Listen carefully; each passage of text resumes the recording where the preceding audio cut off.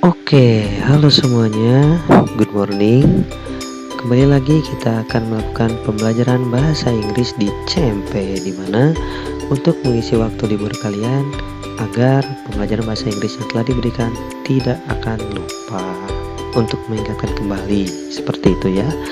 Nah, di sini kita langsung saja masuk ke pembelajarannya, di mana pada hari ini kita akan mereview form number 1 and form number 2, atau dalam bahasa Indonesianya kita akan mengulas bentuk rumus nomor 1 dan rumus nomor 2 dalam bahasa Inggris.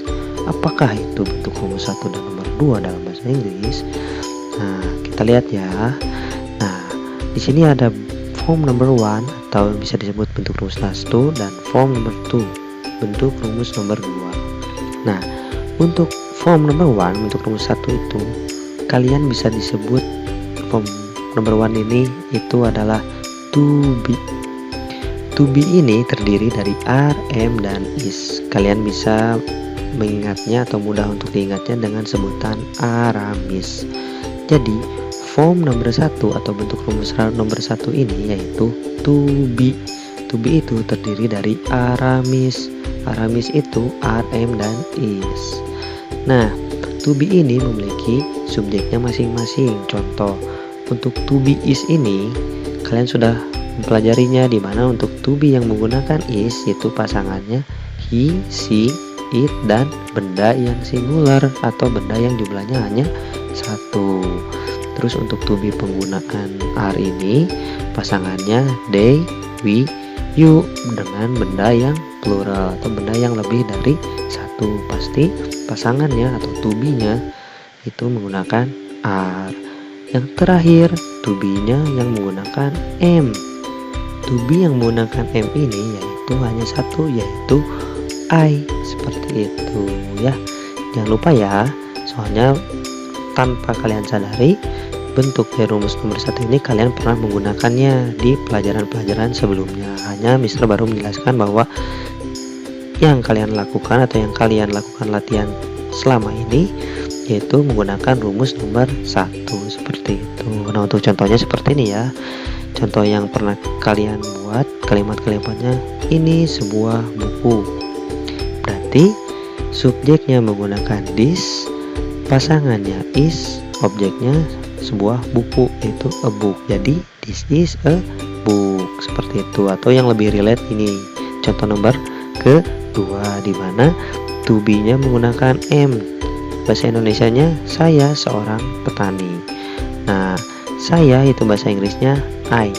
Di mana I ini pasangannya yaitu adalah am.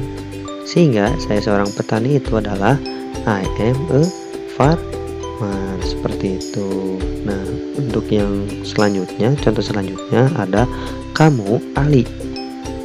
Jadi bahasa Inggrisnya yaitu you are Ali. Kayak gitu, dimana you ini pasangan to be nya itu adalah are, ini nama orang Ali, jadi tidak usah menggunakan e, jadi langsung saja you are Ali. Seperti itu ya. Mungkin sudah mengingat kembali pembahasan bentuk rumus nomor 1, soalnya ini kalian telah mempelajarinya sebenarnya, hanya Mister baru masih tahu sekarang bahwa ini itu adalah rumus nomor 1. Nah, untuk rumus nomor 2 atau form number 2 ini digunakan itu ketika kita sedang melakukan sesuatu. Contohnya nih, ada 3 gambar. Form number 2 ini atau bentuk rumus nomor 2 ini digunakan ketika kita sedang melakukan sesuatu. Contoh yang pertama ini ada gambar seorang perempuan sedang belajar. Dia itu sedang melakukan pembelajaran atau sedang belajar. Terus yang ini, gambar yang ini yaitu seorang perempuan sedang berlari. Yang ini juga dia perempuan sedang makan. Nah, ketika kita melihat orang sedang melakukan sesuatu, maka kita dapat menggunakan rumus nomor 2. Nah, rumus nomor 2 ini berbeda dengan rumus nomor 1. Kalau rumus nomor 1 hanya menggunakan to be, kalau rumus nomor 2 yaitu ada to be ditambah verb nomor 1 atau verb 1 ditambah ing. To be itu seperti yang tadi Mister jelaskan yaitu Aramis, ada are, am, dan is. Sedangkan untuk verb number one ini adalah kata kerja kalau dalam bahasa Indonesia. Contohnya kata kerja, kita lihat nih. Contoh kata kerja itu seperti ini, dia sedang belajar. Nah, belajar itu kata kerja. Ini, dia sedang berlari. Nah, berlari itu kata kerja. Dia sedang makan. Makan itu kata kerja. Nah, makan, berlari, belajar itu merupakan kata kerja dalam bahasa Indonesia. Begitu pula dengan bahasa Inggris. Jadi belajar, berlari, dan makan itu termasuk ke dalam verb number 1. Terus nanti ditambahin ing. Jadi rumus form number 2 atau bentuk rumus nomor 2 ini adalah to be plus verb 1 plus ing. Nah, mari kita lihat kalimatnya seperti berikut ya. Kita lihat gambar yang ini, di mana dia sedang belajar. Dia sedang belajar, di mana dia ini perempuan, berarti di subjeknya kita menggunakan she. Oke, lanjut she. Lanjut ke rumusnya, di mana ada to be. She ini pasangannya adalah is to be-nya. Lanjut ke verb number 1 ya. Verb number 1-nya apa ini? Dia sedang apa? Belajar. Belajar berarti study. Ditambahin ing, jadi bahasa Inggrisnya she is studying. Dia sedang belajar. Begitu pula dengan orang yang sedang berlari ini, dimana dianya masih dia perempuan, berarti menggunakan she. Lanjut pakai to be. To be-nya apa? Is ya. To be-nya is, karena she itu pasangannya is. To be-nya kata kerjanya apa ini bahasa Indonesianya? Sedang berlari. Berlari itu bahasa Inggrisnya run. Ditambahin ing, jadi bahasa Inggris dia sedang berlari, she is running. Seperti itu. Nah, yang terakhir ini dia sedang makan. Sama polanya kayak gitu. Pakai she karena dianya masih dia perempuan, pasangannya is, to be-nya is. Terus kata kerjanya makan, ditambahin ing, jadi she is eating. Dia sedang makan. Seperti itu. Nah, maka perbedaan rumus atau form number 1 dan form number 2 ini, bentuk rumus 1 dan 2 ini adalah, kalau bentuk rumus 1 yaitu hanya to be doang, Aramis. Sedangkan rumus nomor 2 ada to be ditambah verb 1 ditambah ing. Seperti itu. Dan dari arti bahasa Indonesianya, kalau rumus nomor 2 ini digunakan ketika kita sedang melakukan sesuatu, maka dalam arti bahasa Indonesianya ada kata sedang, dan sedang. Dia sedang belajar, she is studying. Dia sedang berlari, she is running. Dia sedang makan, she is eating. Nah, itu bentuk rumus nomor 2. Kalau rumus nomor 1 yaitu hanya to be doang, Aramis. Contohnya, ini sebuah buku, this is a book. Saya seorang petani, I am a farmer. Kamu ahli, you are ahli. Seperti itu. Oke.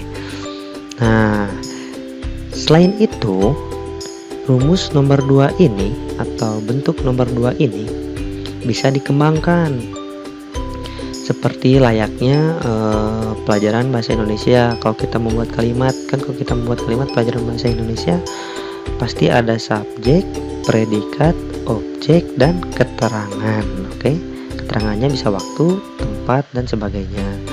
Sama bahasa Inggris juga, subjeknya tetap subjek namanya, predikat namanya verb kalau bahasa Inggris, objeknya objek, keterangannya kalau bahasa Inggris namanya adverb gitu. Jadi dilambangkan adverb. Jadi subjek kalau bahasa Indonesia subjek, predikat, objek, keterangan. SPOK kalau bahasa Inggris subjek, verb, object, and adverb. SVOA seperti itu. Nah, untuk rumus form nomor 2 nya to be plus verb 1 plus ing. Nah, untuk contoh penggunaan bentuk rumus nomor 2 yang menggunakan kata keterangan atau ditambah keterangan ini atau adverb ini, contohnya seperti ini. Kalian kan pernah belajar menggunakan kata keterangan pada rumus nomor 1. Nah, tinggal dimasukkan aja pada rumus nomor 2 jadi seperti ini. Dimana contohnya bahasa Indonesianya, dia sedang belajar bahasa Inggris di dalam kelas. Dia-nya di sini kita menggunakan dia laki-laki ya, menjadi he subjeknya. Terus he itu to be-nya pasangannya is, belajar, sedang belajar berarti study. belajar itu bahasa Inggrisnya ya. Verb satunya ditambah ing jadi studying. He is studying.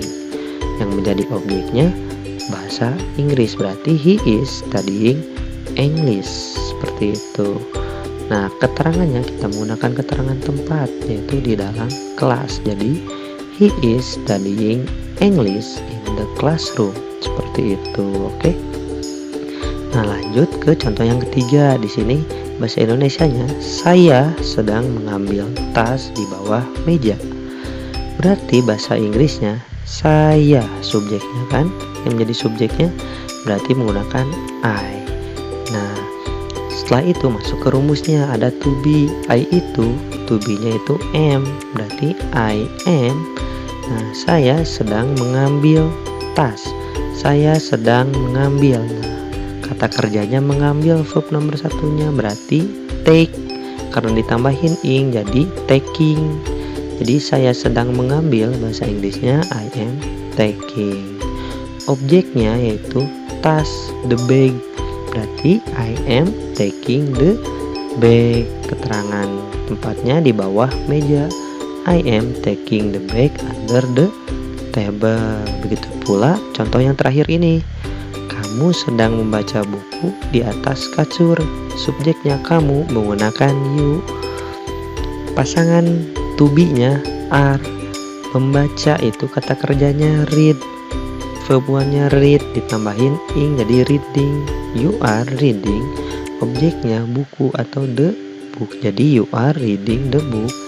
Keterangan tempatnya di atas kasur, berarti you are reading the book on the bed. Seperti itu penggunaannya.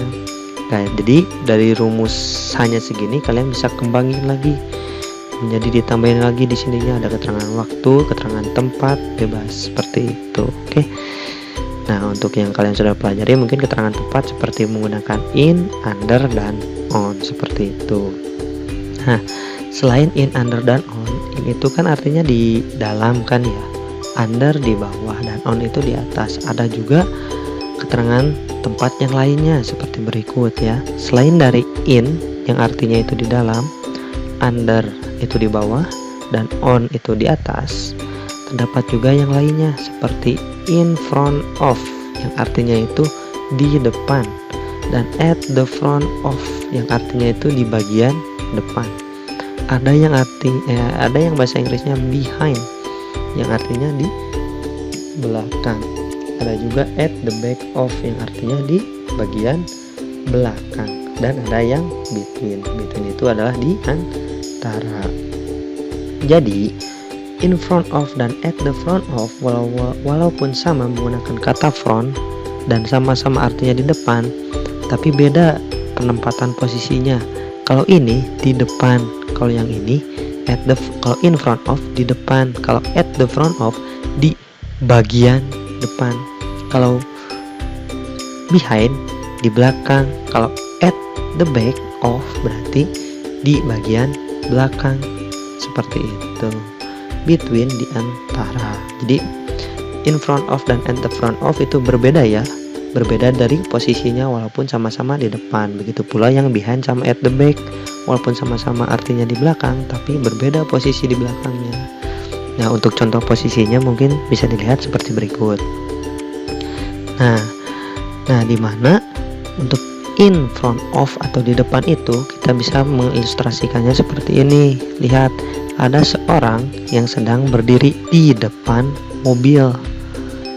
Nah, in front of. Nah, kalau posisi orangnya seperti ini, maka disebutnya in front of. Tapi kalau posisi orangnya di bagian depan, dianya ada di dalam mobil tapi duduk di bagian depan mobil, maka dinamakannya at the front of. Seperti itu. Dan untuk yang orang yang ada di belakang berarti disebutnya behind. Jadi kalau ada orang ada di belakang mobil disebutnya behind. Tapi kalau ada orang di belakang tapi di belakang mobilnya itu di dalam, di bagian belakang mobil, di dalam bagian belakang mobil, maka disebutnya at the back of, gitu, di bagian belakang mobil. Sedangkan kalau di antara berarti di antara mobil satu dan mobil yang kedua ada orang. Nah, itu disebutnya di antara atau disebutnya between dalam bahasa Inggris. Nah, jadi untuk di depan, di belakang, dan di antara itu, untuk di depan kan ada dua nih, ada in front of dan at the front. Nah, berbedanya di posisinya. Kalau in front of atau di depan itu kita benar-benar ada di depan mobil.